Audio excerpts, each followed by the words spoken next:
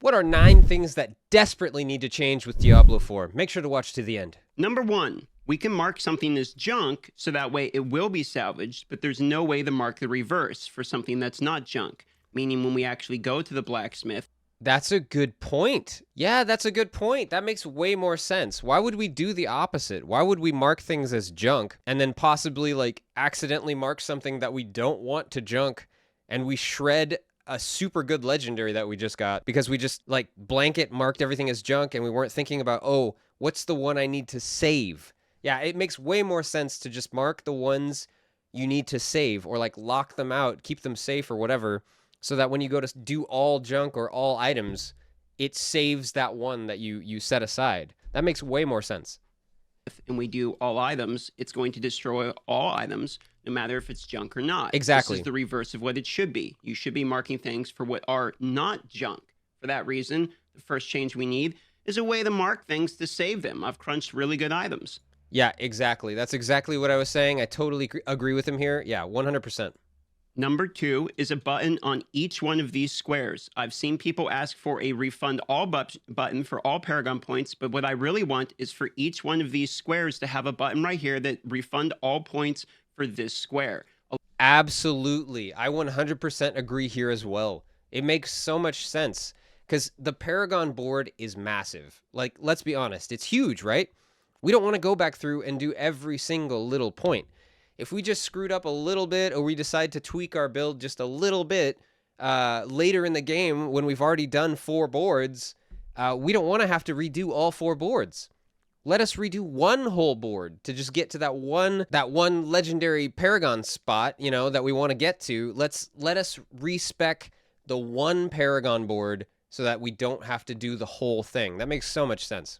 A lot of builds are going to use this one and this one, for instance, for me. Yep. But these side ones I rotate through quite often. So a way to refund all of the ones for each individual Paragon board would be a giant W for me. Right. Number 3 is the wardrobe system is very good, but we should be able to attach not only wardrobe transmogs, but also armory spots as well, with the associated gold cost, etc. in there is perfectly acceptable. But if we had a way of another bar where we have ensembles for wardrobes, then the next one is for actual armory outfits, that would be wonderful as well. There are many very good builds in this game that I would like to continue to use. I don't like being pigeonholed into just one and having to go in and remove all of my Paragon points, etc. Oh, okay. This armory system should also save the skills on your skill bar as well as the skill trees that you use as well. 100%. Yeah, I totally agree on that one. It just makes sense. There's not really anything to add there. Number 4, the whispers here from the tree. The rewards should be buffed. But on top of the rewards being buffed, yes, after you claim and complete one, you should be able to click and select the next region you want to target. Maybe there's dungeons you want to accomplish there. Maybe there's renown you haven't got yet there. Maybe you have a nightmare sigil there. It would seem to me if you're on a spree of doing these, you should be able to continue to be on a row and click, I want to go here, and have all of these randomized ones across the map be generated in whatever region. That makes a lot of sense as well. I like that one a lot because it just makes so much sense. Like he was saying with the dungeons, if there's a dungeon that you're wanting to hit, why wouldn't I be able to double up? Like hit 2 birds with 1 stone, essentially. That just seems like a win-win. I mean, there doesn't really seem to be any downside to that. I mean, I guess it could be used to milk, to then, you know, increase experience a lot faster or something. But why not? Why can't that be an angle that people use? I don't really see it as a downside. That just seems like a win. It seems like an easy one. Understandably, this could maybe be used to min-max to make some regions better than others. Right. But I think in a counter logic, it would also be good for players who are still coming up in the game as they can target locations they still need to discover. Yes. Number 5, blue side missions should be discoverable on the map if you have seen them once. So if I understand hiding the blue exclamation mark so that you have to discover the map, but once I've walked past them, if I forgot to go pick it up, it should be discovered just like the map is. And I should be able to look on the map and see, oh, there was a blue mission here I left instead of... yes. Okay. I was just talking to a friend about these missions. They're so frustrating. The RNG missions, the ones that just pop out of an enemy after you kill it, or maybe out of chests as well, I believe. Yeah. Those missions, you should be able to find them easy.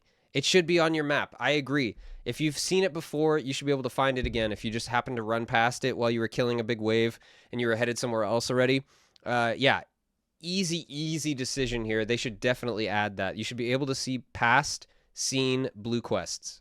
Having to walk around the map or using another website to find where the blue missions I missed is, it Yep. would be nice to know, oh, I just didn't pick up one over there. Yeah. Number 6 is obvious, more stash inventory and a search Yes. button where we can type in the name of the aspect to discover. Yes, absolutely. Oh man, the stash could be way improved. Yeah, right now it's just bare minimum, right? I mean, we have 4 boxes and we can separate out, based on uh, gems, weapons, armor, amulets, and rings, right? And so, in that regard, I mean, it is sufficient because you have enough.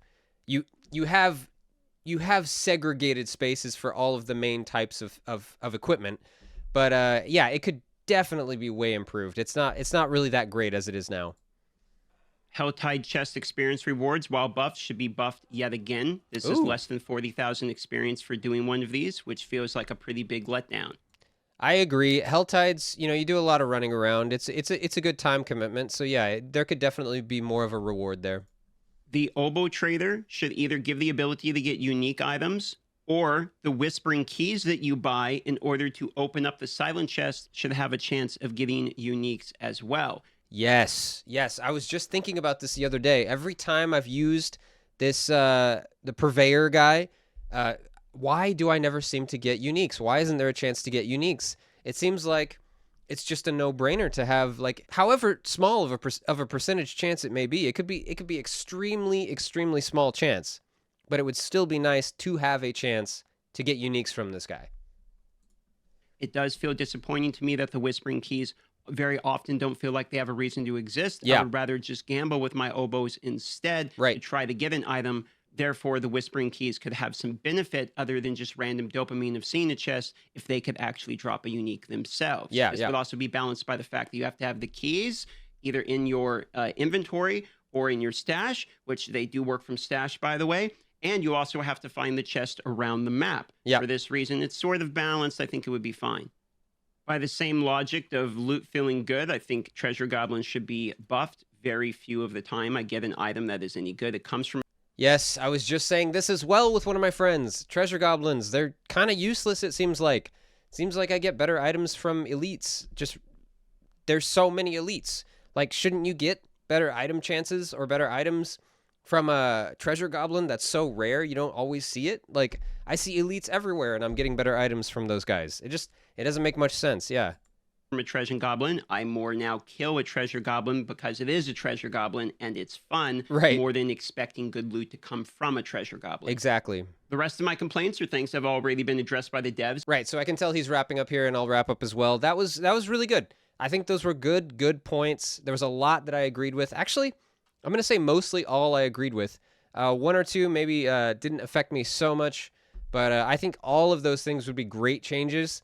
I hope the Diablo team is listening. I hope Blizzard is listening. There's really good ways that you can improve this game and make it even better and pull in even more of an audience or pull people back who've already dropped the game. And yeah, if they listen and they make these changes, you got something good there, guys. Come on, let's do it. So what do you guys think? Are these 9 incredible possible changes or 9 big flops? Let me know in the comments. Leave a like, a subscribe, and I will see you next time.